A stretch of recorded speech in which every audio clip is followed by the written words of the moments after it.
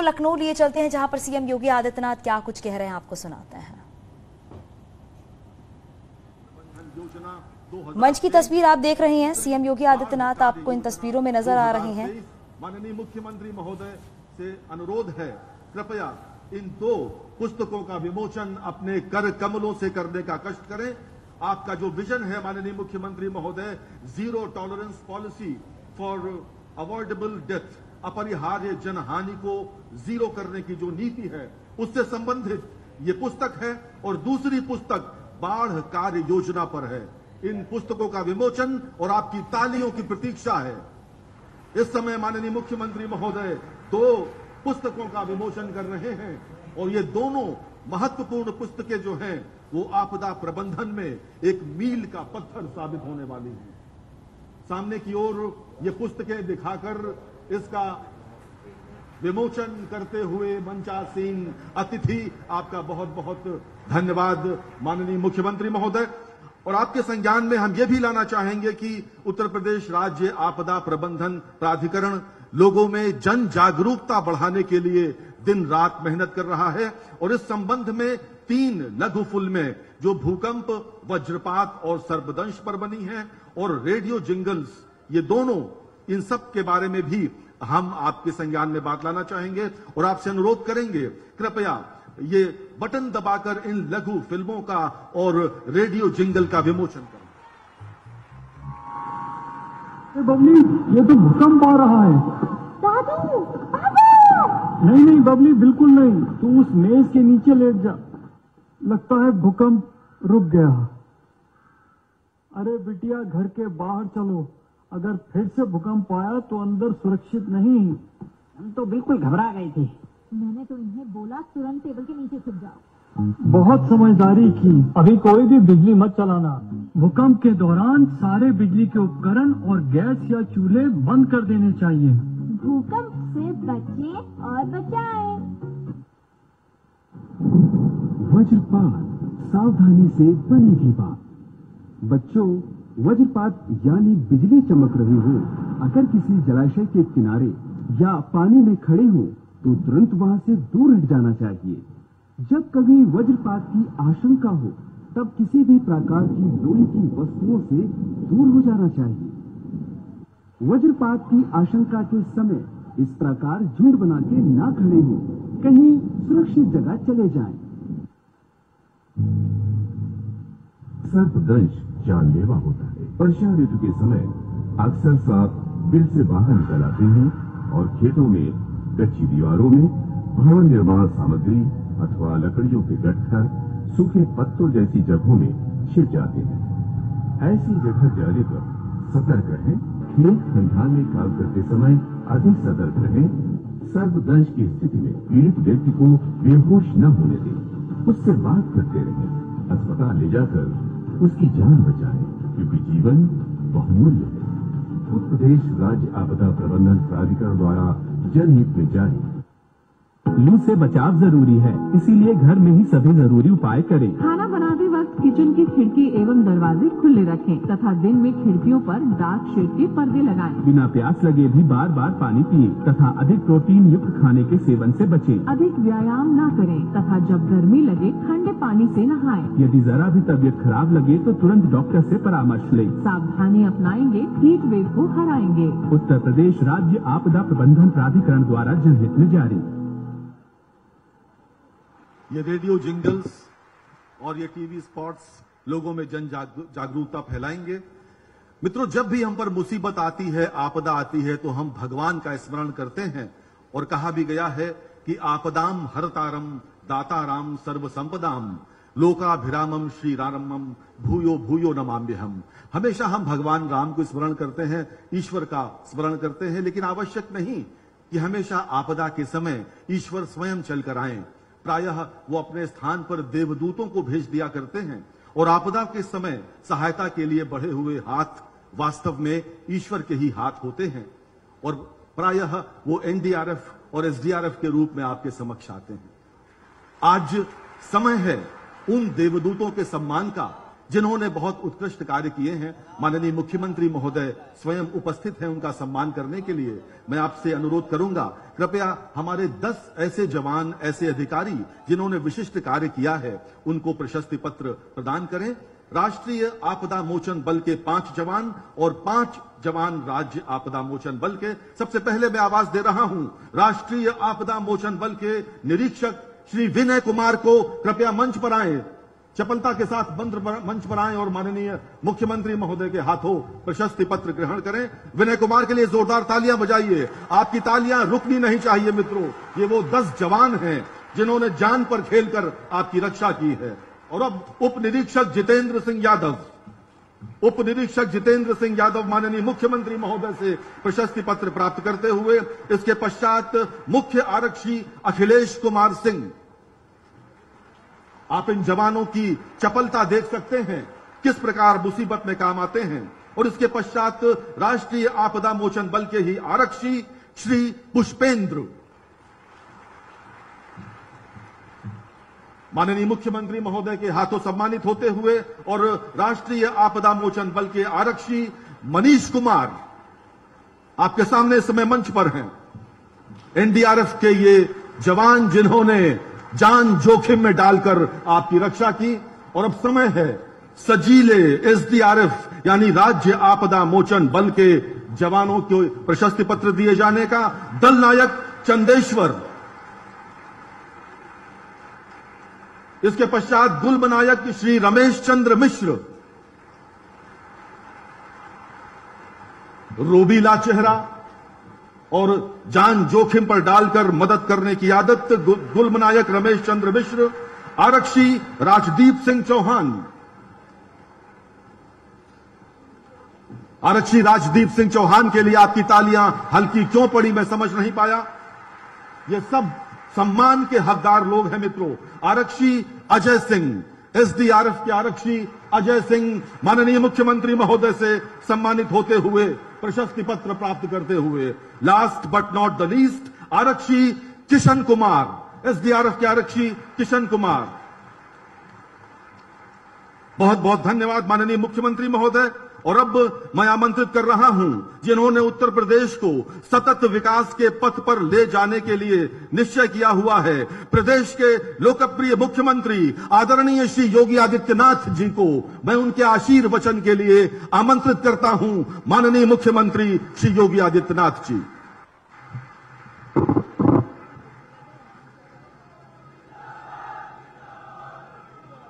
उत्तर प्रदेश राज्य आपदा प्रबंधन प्राधिकरण के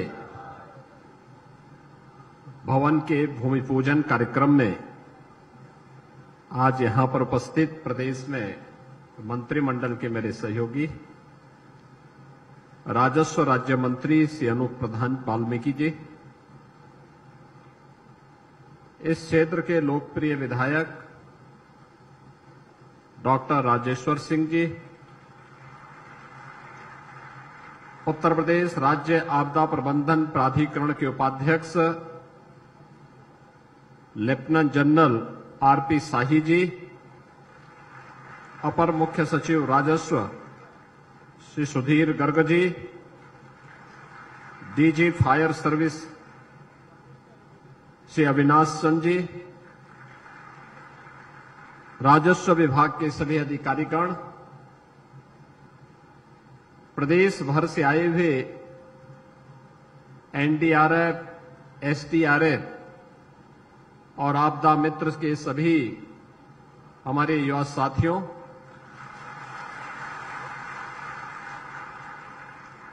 उपस्थित भाइयों बहनों, उत्तर प्रदेश देश की सबसे बड़ी आबादी का राज्य है। स्वाभाविक रूप से देश के बड़े क्षेत्रफल वाले राज्यों और बड़ी आबादी का राज्य होने के नाते हमारे सामने चुनौती भी उसी प्रकार की है।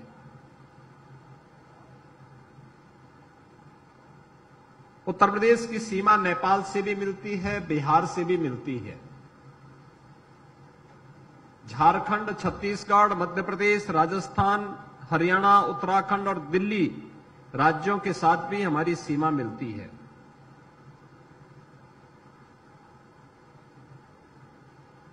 अलग अलग यहां पर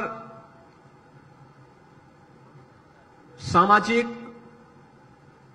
और भू सांस्कृतिक विभिन्नता के नाते, भौगोलिक और वहां की स्थानीय जैव विविधता के नाते भी अलग अलग परिस्थितियां अलग अलग क्षेत्रों में हम सबको देखने को मिलती है।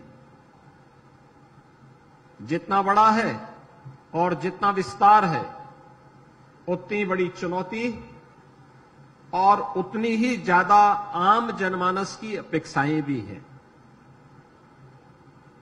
एक ओर हिमालय से आने वाली नदियों के कारण बाढ़ के खतरे उत्तर प्रदेश में जुलाई से लेकर के सितंबर अक्टूबर तक बना रहता है। बिंदु क्षेत्र और बुंदेलखंड क्षेत्र में आकाशीय बिजली का खतरा अलग है। पश्चिमी उत्तर प्रदेश भूकंप जैसी त्रासदी के सबसे अति संवेदनशील जोन में से एक माना जाता है। तो उत्तर प्रदेश के अंदर तराई का नेपाल से सटा हुआ क्षेत्र मानव और वन्य जीव द्वंद्व के कारण भी जाना जाता है। 9 क्लाइमेटिक जोन उत्तर प्रदेश में है। स्वाभाविक रूप से 9 प्रकार की क्लाइमेटिक जोन के कारण आपदा की कम या ज्यादा आशंका वहां सदैव बनी रहती है। मुझे आश्चर्य होता था जब 2017 में प्रदेश में डबल इंजन की भारतीय जनता पार्टी की सरकार बनी, तो मैंने उस समय पूछा कि किसी भी आपदा से निपटने के लिए हमारे पास व्यवस्था क्या है। तो मुझे बताया गया कि एनडीआरएफ उत्तर प्रदेश के अंदर कुछ वहां पर वाराणसी में और अन्य कुछ जनपदों में सहयोग करने के लिए तैयार रहती है।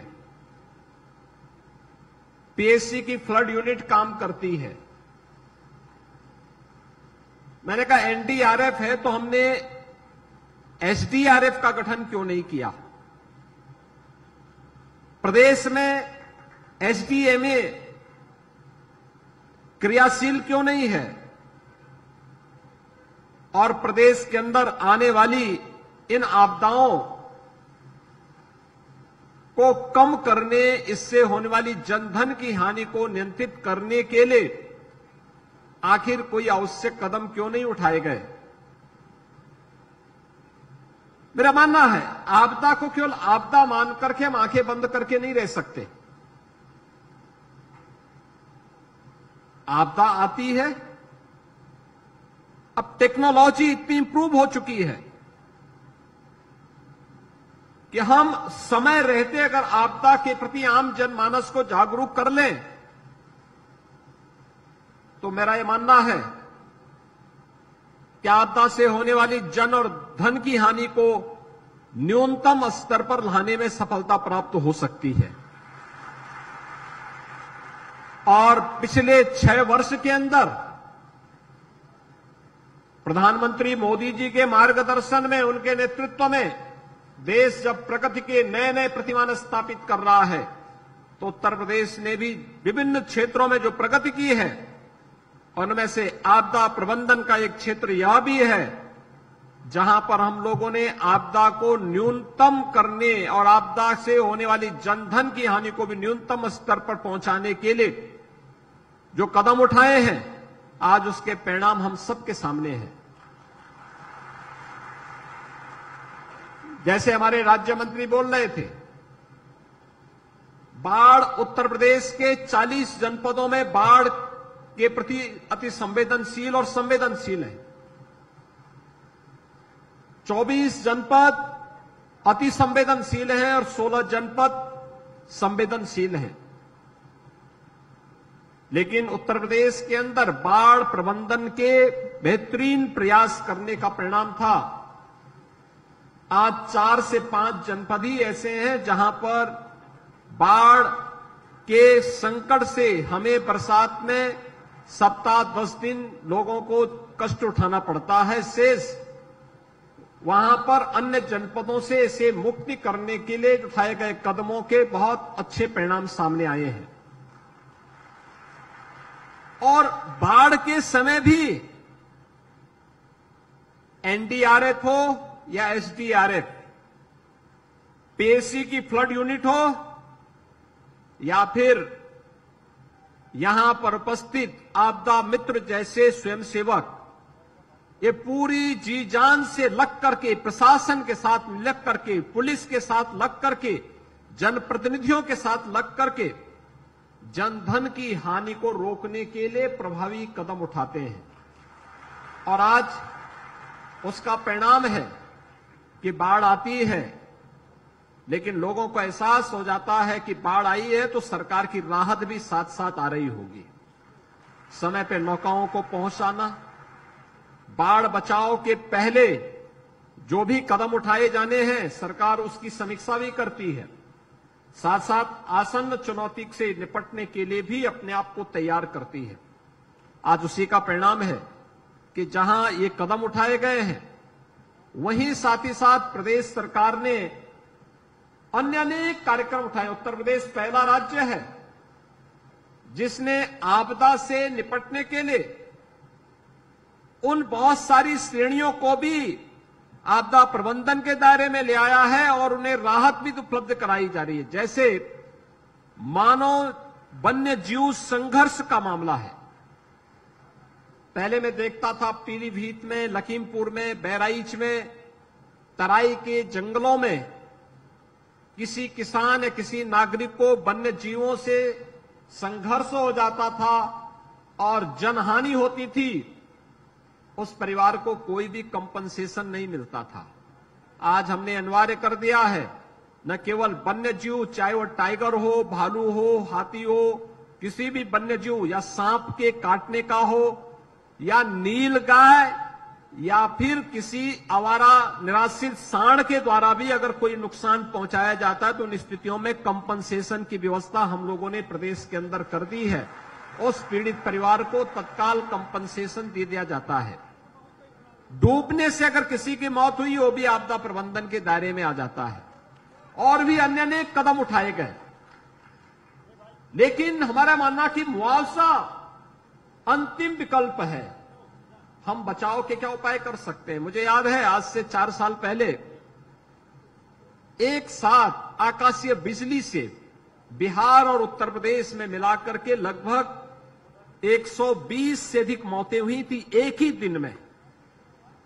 बिहार के अंदर सर्वाधिक 80 मौतें हुई थी और 40 से अधिक मौतें उत्तर प्रदेश के अंदर हुई थी, जिनमें सर्वाधिक मौतें हुई थी मिर्जापुर और सोनभद्र जनपद में। अर्ली वार्निंग सिस्टम ये इसी के लिए आज हर जनपद में लगाने की तैयारी हो रही है, जिससे आकाशीय बिजली से हम लोग पहले ही अलर्ट जारी करके लोगों को अवगत करा सके या उसका सायरन बज सके, लोगों को बचा सके। रेन गेज की स्थापना करने का कार्यक्रम, कितना बरसात हुई है, कितनी आवश्यकता है, इसको मापन के यंत्र अगर हम न्याय पंचायत स्तर पर, ग्राम पंचायत स्तर पर लगा लेंगे तो सूखा की समस्या भी नहीं आएगी और किसान को कब अपनी फसल बोना है इनके बारे में भी हम लोग उनको समय पे वे लोग अलर्ट होकर के अपनी तैयारी कर सकेंगे। और भी अन्य अनेक कदम उठाए जा रहे हैं और इन सभी कार्यक्रमों को आगे बढ़ाते हुए हम लोग जब 17 में आए थे, हमने एसडीआरएफ की 3 बटालियन उत्तर प्रदेश के अंदर गठित की। एसडीआरएफ का आज अपना मुख्यालय है, एसडीआरएफ के पास अपने इक्विपमेंट है। एसडीआरएफ और एनडीआरएफ उत्तर प्रदेश के अंदर आपदा प्रबंधन में बेहतरीन कार्य कर रहा है। पीएससी की फ्लड यूनिट के साथ इस कार्यक्रम को और तेजी के साथ आगे बढ़ाया जाता है।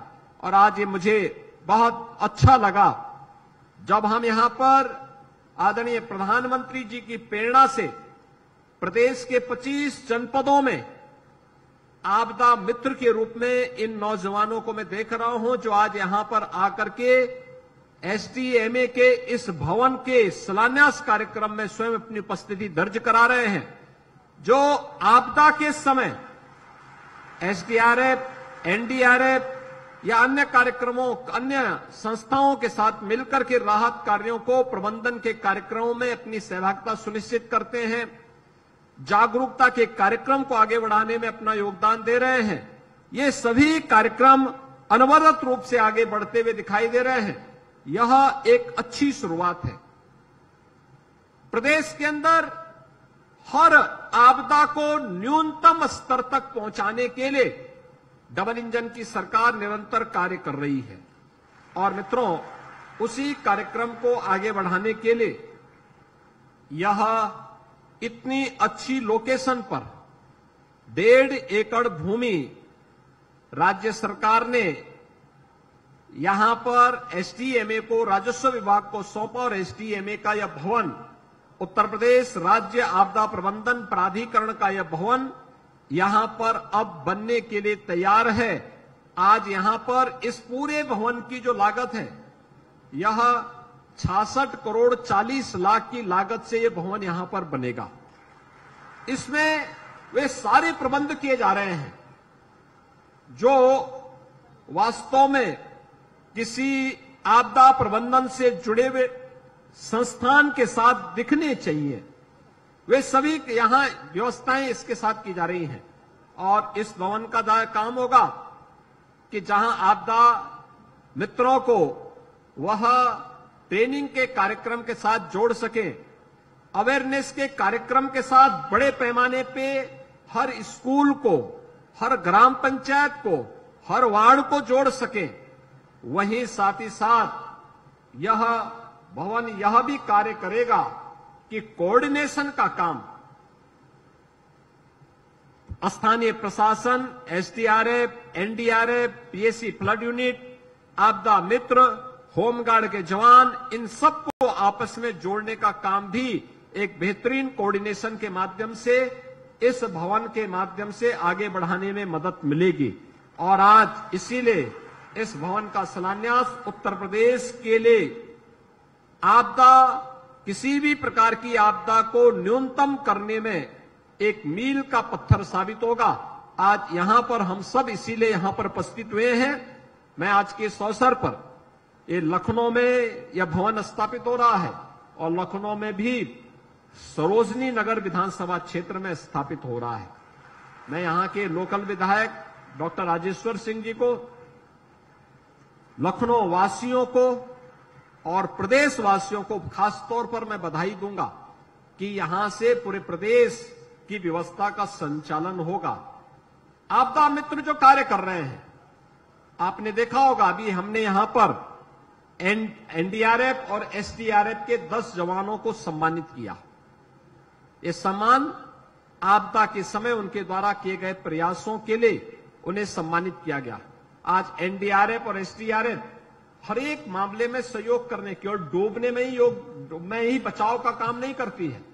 बड़ी बड़ी अग्निकांड की घटनाएं होती हैं, उसमें भी उनके द्वारा, या कहीं कोई भवन गिर गया उसमें भी वह सहयोग करते हैं, कहीं कोई एक्सीडेंट हो गया है, हर प्रकार की आपदा में ये लोग सहयोग करने के लिए तत्पर होते हैं। जैसे उन्हें सम्मानित किया गया है, उनकी सेवा को सरकार के द्वारा सम्मानित किया जा रहा है, वैसे ही आपदा मित्र भी इन कार्यक्रमों के साथ आगे बढ़ेंगे। यहां पर तमाम प्रकार के आपने कार्यक्रम देखे होंगे। हमने यहां पे पहले पुस्तिकाओं का विमोचन किया, राज्य आपदा प्रबंधन से जुड़े हुए कार्यक्रमों को आगे बढ़ाया, जागरूकता कार्यक्रम हेतु, विभिन्न आपदाओं से बचाव हेतु शॉर्ट फिल्म भी आपने यहां पर देखी होगी, और साथ साथ रेडियो जिंगल्स के माध्यम से भी आपने जागरूकता के एक बड़े कार्यक्रम को यहां पर अपनी आंखों से देखा है कि कैसे जागरूकता के बड़े कार्यक्रम को, और मैं एसडीएमए से यही कहूंगा, आपदा मित्रों का उपयोग जब आपदा होगी उस समय आपदा प्रबंधन में जनता की सेवा में। जब आपदा नहीं है, सामान्य दिनों में स्कूल, कॉलेज, ग्राम पंचायत, नगर निकायों में जाकर के छोटी छोटी गोष्ठी के माध्यम से हैंडबिल वितरित करते हुए लोगों में अधिक से अधिक जागरूकता पैदा करना। भूकंप आए, हमें क्या करना चाहिए? आग अगर किसी दुर्भाग्य से घर में लग गई, हमें घर के अंदर जाना चाहिए या बाहर भागना चाहिए? अगर आग लग गई, किसी हाई राइज बिल्डिंग में है, हमें लिफ्ट का उपयोग करना चाहिए या सीढ़ियों का उपयोग करना चाहिए? ये सभी छोटी छोटी जानकारी अगर लोगों को बता देंगे, या कोई व्यक्ति डूब रहा है उस समय क्या प्रयास होना चाहिए, ये सभी चीजों के बारे में अगर हम लोग पहले से ही जागरूक करके लोगों को बता सकेंगे, अवगत करा सकेंगे, तो बहुत बड़े पैमाने पर आकाशीय बिजली गिरने का खतरा है, आकाश में बिजली चमक रही है, हमारा क्या दायित्व बनता है? पेड़ के नीचे खड़ा नहीं होना है, किसी पानी के तालाब के पास है, पानी के तालाब में वहां से बाहर निकल जाना है, कहीं समूह में नहीं रहना है, लोहे की किसी वस्तु को नहीं छूना है।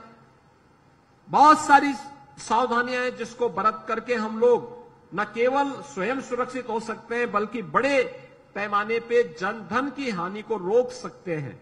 और यह जागरूकता का कार्यक्रम अत्यंत महत्वपूर्ण है। जैसे कहा भी गया है कि उपचार से महत्वपूर्ण बचाव होता है, यानी आपदा आ गई, जन और धन की हानि हो गई, तब बचाव करना ये तो हमारा कर्तव्य है ही, लेकिन जन धन की हानि ही न हो, अगर हम यह कर सकें तो ये तकनीकी का उपयोग करके और साथ साथ जागरूकता के माध्यम से संभव है। और इसमें एसडीएमए, एसडीआरएफ, एनडीआरएफ, आपदा मित्रों और अन्य प्रशासन का सहयोग लेकर के इस कार्यक्रम को आगे बढ़ाने का कार्य करेगा। आज यहां पर उत्तर प्रदेश राज्य आपदा प्रबंधन प्राधिकरण के इस भवन का भूमि पूजन का कार्यक्रम संपन्न हुआ है। आप भवन बनाइए।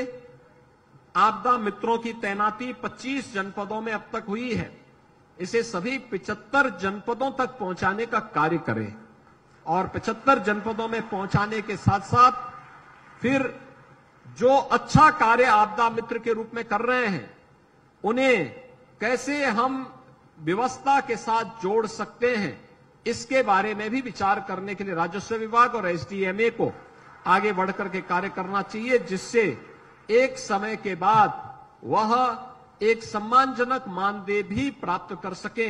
इस विश्वास के साथ आज यहां पर उत्तर प्रदेश राज्य आपदा प्रबंधन प्राधिकरण के इस भवन के शिलान्यास और भूमि पूजन कार्यक्रम के अवसर पर मैं प्रदेशवासियों को, लखनऊ वासियों को और सरोसनी नगर विधानसभा क्षेत्र के सभी नागरिकों को हृदय से बधाई देता हूं, अपनी शुभकामनाएं देता हूं। एसडीएमए को इस भवन के लिए हृदय से बधाई देता हूं, क्योंकि मुझे मालूम है जब उपाध्यक्ष के रूप में एसडीएमए के रूप में लेफ्टिनेंट जनरल साई जी की तैनाती हुई थी, उनको कार्यालय ही नहीं मिल रहा था। अब जल्दी ये भवन बन जाएगा तो उनका अपना एक कार्यालय होगा, पूरा एक सेटअप होगा। अच्छे भवन में बहुत सारे कार्यक्रम होंगे, ट्रेनिंग के कार्यक्रम भी होंगे, मीटिंग्स भी होंगी, आपदा प्रबंधन को रोकने के लिए क्या कुछ किया जाना चाहिए, इन सब पर भी नई नई चिंतन शुरू होंगे। और मुझे पूरा विश्वास है कि आने वाले समय में किसी भी प्रकार की आपदा, बाढ़ की हो, आकाशीय बिजली की हो, अग्निकांड की हो, भूकंप की हो, वन्य मानव वन्य जीव संघर्ष की हो, उनके द्वंद्व का हो, इन सब से हम बचाव करने में उत्तर प्रदेश के अंदर जनधन की हानि को न्यूनतम स्तर पर लाने में सफल होंगे। आप सबके प्रति मेरी शुभकामनाएं। धन्यवाद। जय हिंद। बहुत बहुत धन्यवाद माननीय मुख्यमंत्री महोदय आपके आशीर्वचन के लिए और आपके मार्गदर्शन के लिए। और अब मैं अनुरोध करूंगा उत्तर प्रदेश शासन के अपर मुख्य सचिव राजस्व श्री सुधीर गर्ग जी से कृपया धन्यवाद ज्ञापन के लिए पधारें। श्री सुधीर। आप देख रहे हैं न्यूज़ 18 उत्तर प्रदेश उत्तराखंड।